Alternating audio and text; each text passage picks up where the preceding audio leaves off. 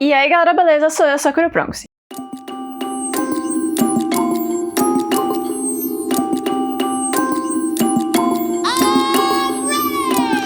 Vou mostrar pra vocês como fazer a bandana que eu fiz de EVA. Pra essa daqui, eu usei EVA de papelaria. É interessante de você saber que quando você utiliza EVA, ele é um pouco mais maleável do que, por exemplo, essa aqui de papel. A de EVA é mais flexível, então tome cuidado. Ela pode ser uma peça um pouco mais delicada e um pouco mais frágil do que a de papel. Agora a gente vai usar a EVA fina de papelaria pra fazer a nossa segunda versão da bandana. Eu tô utilizando o mesmo molde, só que num formato um pouquinho menor. Pra ter um molde menor ou maior, a única diferença foi a escolha na hora de imprimir a peça. Eu escolhi imprimir num formato que ocupava a página inteira e o outro não. Assim eu obtive diferenças dentro do meu molde. E eu escolhi fazer isso porque na fase do Boruto do anime, ou no Boruto do anime, eu não sei se a gente conta com um anime diferente ou um anime novo, as bandanas são um pouquinho menor até onde eu consegui ver. Então, por isso eu escolhi fazer dois tamanhos diferentes. O processo até aqui é basicamente o mesmo. A gente desenha a bandana e recorta. Mas nesse caso, ao invés de fazer 6 camadas, a gente só vai fazer 2. Uma para base e uma para o entalhe. A gente vai colocar a folha do detalhe, onde está o molde, em cima dessa bandana. E aí a gente vai marcar todo esse desenho. Tome bastante cuidado para ele estar exatamente no lugar. Mas também não fica muito neurótico se ele tiver um pouquinho para a esquerda e um pouquinho para a direita. Isso só você vai saber se tiver um pouquinho para a esquerda e um pouquinho para a direita. E com uma tesourinha eu desenho. Esse molde vai estar disponível no site para venda. Ele está disponível no Clube Cosplay, para quem é assinante. E todos os polvinhos, independente do seu cargo aqui, vão ter acesso gratuito a esse molde na área de comunidade especial para os polvinhos. Agora vem o processo de recorte. A diferença entre o EVA e o papel é que o papel é bem mais firme para recortar, então a gente tem um pouquinho mais de precisão. No EVA, como ele é macio, a nossa precisão acaba sendo um pouquinho interferida. Então eu vou fazer uma mistura de utilizar o estilete e a tesourinha para conseguir o resultado que eu quero. E diferente do papelão, eu vou com bastante delicadeza.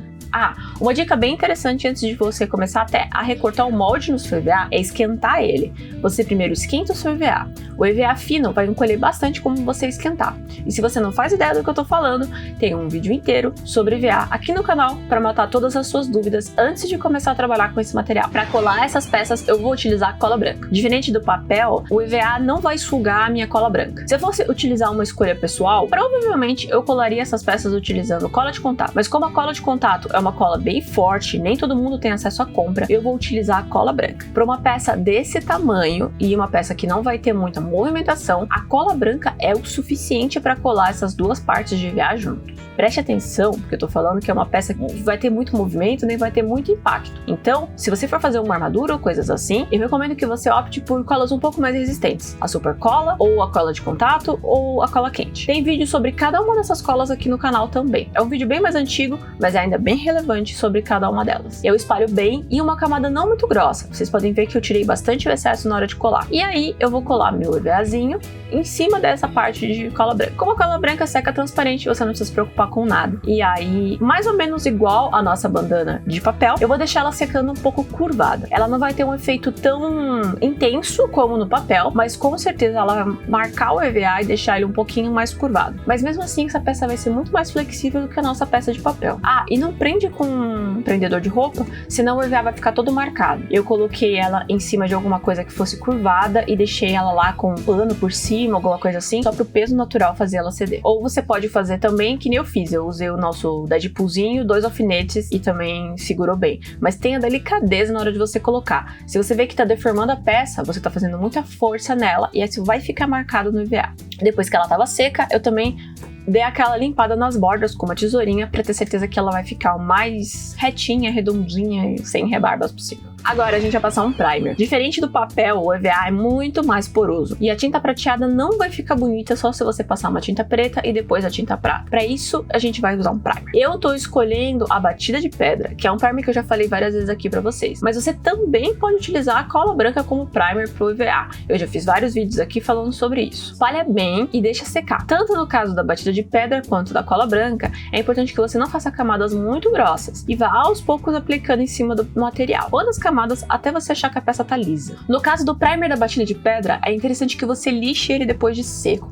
para deixar ele mais lisinho ainda. Mas na cola branca, não lixa. A cola branca não aceita bem ser lixada. Como a batida de pedra já é preta, eu não passei uma mão de tinta preta em cima dessa peça. Se você tiver optado por fazer com cola branca e a sua peça for colorida, mesmo que o seu EVA seja preto, passe uma mão de tinta preta antes de começar o processo de pintura. E lembra sempre de deixar secar bem entre todas as camadas, principalmente se você for usar cola branca. Deixa a cola branca secar uns 2 dias antes de você começar o processo de pintura. Assim você vai ter certeza que não vai ter mais nenhuma umidade na sua peça. E aí eu vou utilizar a mesma tinta prata, o mesmo pincelzinho para passar nessa peça. Umas 2, 3 camadas também, que eu fiz o outro, mas não precisa ser camadas muito grossas. Como você pode ver, eu tô espalhando com bastante força na peça para ter certeza que ela entrou em qualquer porosidade que talvez tenha sobrado depois do primer no nosso EVA. E assim como eu fiz na peça anterior, qualquer detalhe que tiver ficado prata no nosso entalhe, que tá preto, eu vou voltar com um pincelzinho fino e vou cobrir ele também.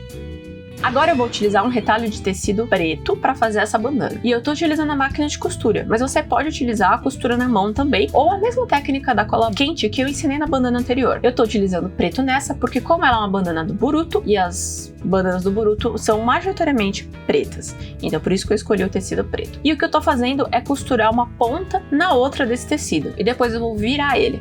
Assim a minha costura vai ficar do lado de dentro, e esse é o processo técnico da costura páreo ao processo de cola quente que eu ensinei pra vocês de colar as pontas pra dentro. O acabamento fica mais bonito. Agora, para esse processo ser um pouco mais rápido, a gente vai colar a nossa bandaninha em cima do nossa tira de tecido, e eu vou colar principalmente as partes da borda e não vou colar o meio. Assim ela vai ficar um pouquinho mais realista se você olhar de fora. Eu vou centralizar ela e colar, com cola quente mesmo. Se a cola quente estiver muito, muito quente, ela pode causar bolhas na sua pintura, então não precisa estar super quente. E aí, como antes, eu vou deixar ela secando numa coisa mais arredondada para ter certeza que ela vai ficar no formato que eu quero. Para finalizar essa peça, eu vou utilizar pequenas bolinhas de massa de EVA coladas na borda para fazer os rebitezinhos. Isso já é o suficiente. Como eu estou usando massa de EVA preta, eu não vou pintar nem nada, eu só vou esperar ela secar e depois eu vou passar a tinta prata por cima. Nas duas bananas você pode finalizar ela com um verniz em spray se você quiser, e aí entre o brilhante e o fosco fica a sua escolha do que você deseja. Aquela banana ali no canto, que é a diferente, que eu não mostrei pra vocês, foi a banana que eu fiz quando eu era criança, que eu comentei que ela é de metal. Ela é meu xodozinho, um dia eu mostro melhor pra vocês sobre ela. E aí depois que tá pintado, tá pronto.